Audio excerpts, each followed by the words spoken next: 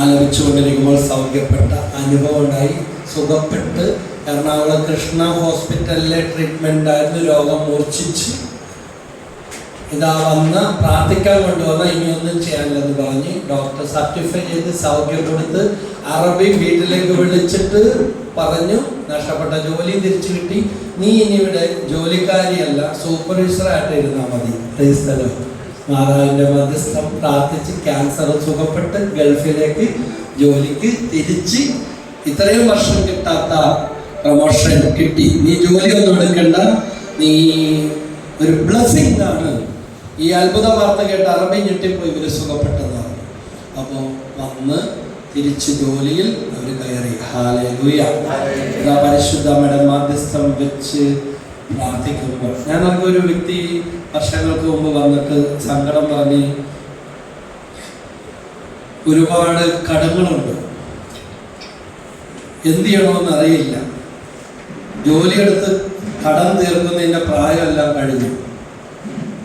അപ്പോൾ ആദ്യമൊക്കെ വരുമ്പോൾ പ്രാർത്ഥനയും വചനവും മാതാവിനെ കുറിച്ചൊക്കെ പറഞ്ഞു കൊടുക്കുമ്പോൾ കടം തലക്ക് പിടിച്ചിരിക്കുന്ന ആളോട്, വഴിയൊന്നുമില്ലാത്തവരോട് ഇതൊക്കെ പറയുമ്പോൾ അവർക്ക് തലക്കൊന്നും കൂടെ ചിലപ്പോൾ ഭ്രാന്ത് പിടിക്കുന്നത് കണ്ടിട്ടുണ്ട്. അല്ല ന്യായമാണ്. അവർ ചോദിക്കുന്ന പ്രാർത്ഥിച്ചാൽ എങ്ങനെ കടം തീരും? ഹല്ലേലൂയ.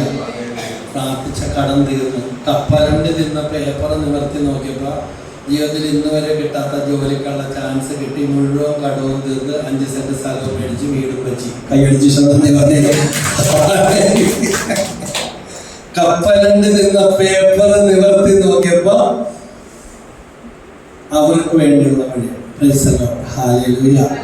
യേശുവേ നന്ദി, യേശുവേ സ്തുതി.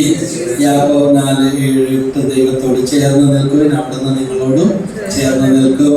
ഭൂമിയിൽ കാലുകുത്തിക്കൊണ്ട് ഹൃദയത്തെ സ്വർഗത്തോട് തിരുക്കുമാരനോട് ചേർത്ത് നിർത്തിയ അമ്മക്ക് കൊടുത്താൽ പുത്രനിൽ എത്താത്ത ഒരു പ്രാർത്ഥനയുമില്ല. ഹല്ലേലൂയ. ഹല്ലേലൂയ.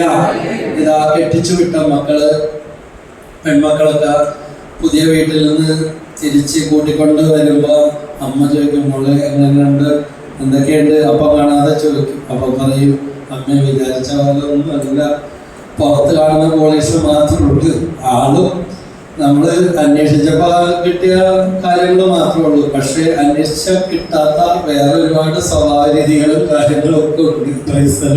ഹല്ലേലൂയ. ഇന്നലെ രാത്രി ഒരു സഹോദരൻ എന്നെ വിളിച്ചിട്ട് ബ്രദറെ, യൂട്യൂബിലൂടെ ബ്രദറിന്റെ വചന ശുശ്രൂഷ കണ്ടപ്പോൾ ഒരു കാര്യം തീരുമാനിച്ചു, ഭർത്താവിന്റെ കൂടെ കിടക്കാൻ തീരുമാനിച്ചു. ഇല്ല, ഒരു പ്രൊഫസർ എന്തോ. അപ്പൊ പറഞ്ഞ് വർഷങ്ങളായി അയാൾ ഏതോ പെണ്ണിനെ ഫോൺ ചെയ്യുന്നത് കണ്ടപ്പോൾ അന്ന് തൊട്ട് കണ്ടുപിടിച്ച പരിപാടിയാണ് വേറെ കിടക്കുന്നത്. പ്രൈസ്തലോ.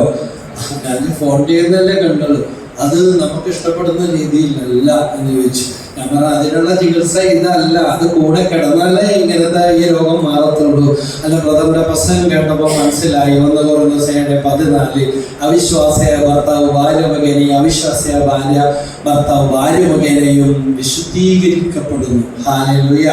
ജീവിതത്തിൽ പ്രതിസന്ധികൾ കടന്നു വന്നപ്പോൾ ദൈവകുമാരനെയും വിരക്ത ഭർത്താവിനെയും തള്ളിപ്പറയുകയല്ല ചെയ്തത്. ഇതാ സ്വർഗത്തോട് കൂടുതൽ ചേർന്ന് നിന്ന പരിശുദ്ധ അമ്മ. ഹല്ലേലൂയ. ഹല്ലേലൂയ. ലൂക്കാ 1:35 പരിശുദ്ധാത്മാവ് നിന്റെ മേൽ വരും, അത്യുന്നതന്റെ ശക്തി നിന്റെ മേൽ ആവസിക്കും. 2 കൈ നെഞ്ചത്ത് വെച്ചിട്ട് ഈ ഒരൊറ്റ വചനം നിങ്ങൾ ഇന്ന് ഇവിടെ നിന്ന് പൊക്കിയാൽ മതി, വേറെ ഒന്നുമില്ലെങ്കിൽ ശരി, നിങ്ങളുടെ ജീവിതം മാറി മറിയും. ഒന്നേറ്റ് പറഞ്ഞ പരിശുദ്ധാത്മാവ് എന്റെ മേൽ വരും, അത്യുന്നതന്റെ ശക്തി എന്റെ മേൽ ആവസിക്കും. പരിശുദ്ധാത്മാവ് എന്റെ മേൽ വരും, അത്യുന്നതന്റെ ശക്തി എന്റെ മേൽ ആവസിക്കും. പരിശുദ്ധാത്മാവ് എന്റെ മേൽ വരും, അത്യുന്നതന്റെ ശക്തി എന്റെ മേൽ ആവസിക്കും. പരിശുദ്ധാത്മാവ് പരിശുദ്ധാത്മാവ് എന്റെ മേൽ വരും, അത്യുന്നതന്റെ ശക്തി എന്റെ മേൽ ആവസിക്കും. ഒറ്റ വചനം. ഇതാ പരിശുദ്ധ അമ്മയിൽ മാംസം ധരിച്ചു, പൂർണ്ണമായിട്ട് സറണ്ടർ ചെയ്തു. ഹല്ലേലൂയ. മാനസിക രോഗികൾ പോലും സുഖപ്പെട്ട ചരിത്രമുണ്ട്.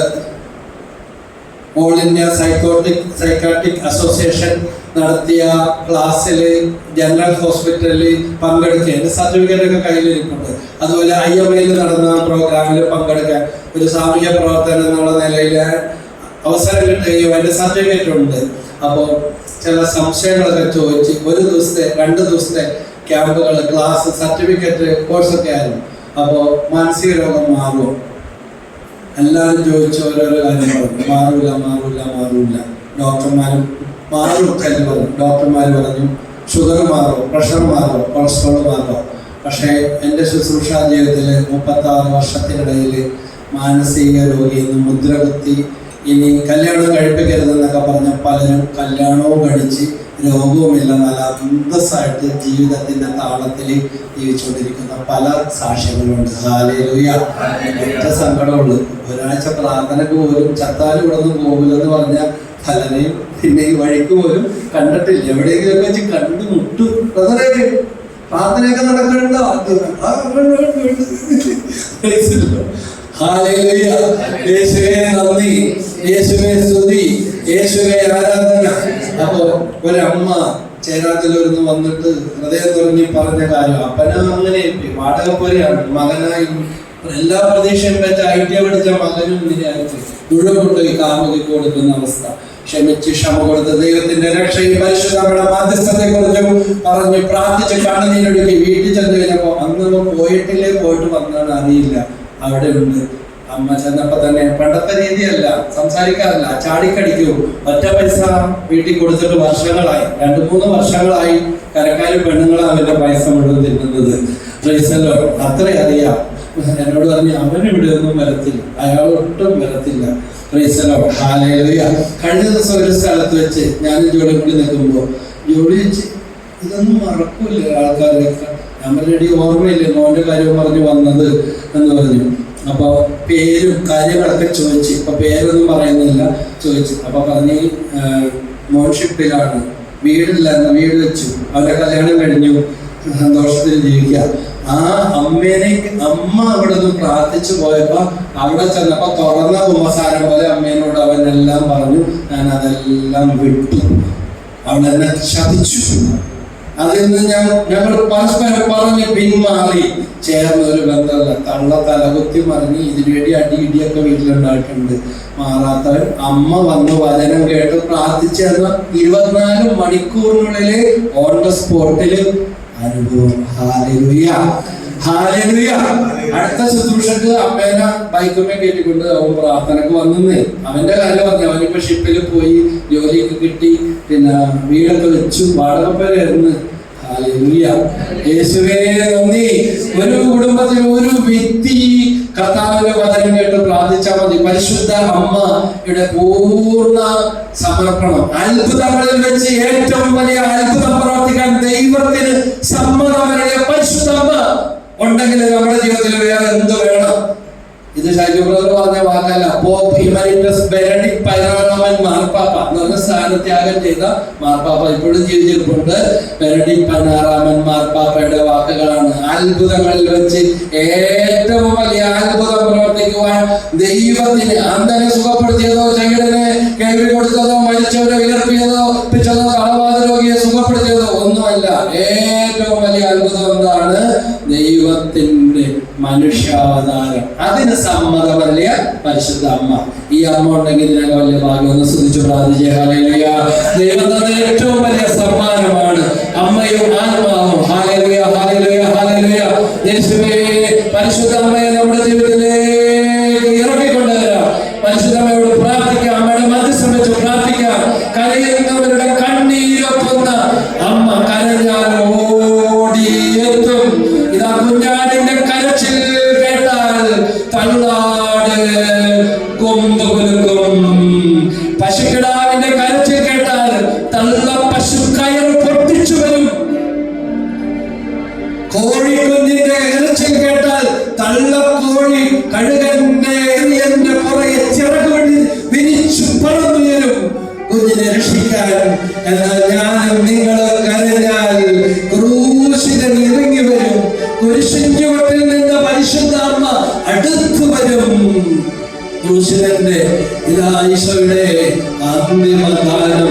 ഇതാ നിന്റെ മകൻ, ഇതാ നിന്റെ അമ്മ. യേശുവിന്റെ യഥാർത്ഥ ശിഷ്യനായ സ്നേഹത്തിന്റെയായ യോഹന്നാന് തന്റെ അമ്മയെ നൽകി. ഇന്നും യേശുവിന്റെ യഥാർത്ഥ ശിഷ്യനായി ജീവിക്കാൻ ആഗ്രഹമുള്ള ഓരോ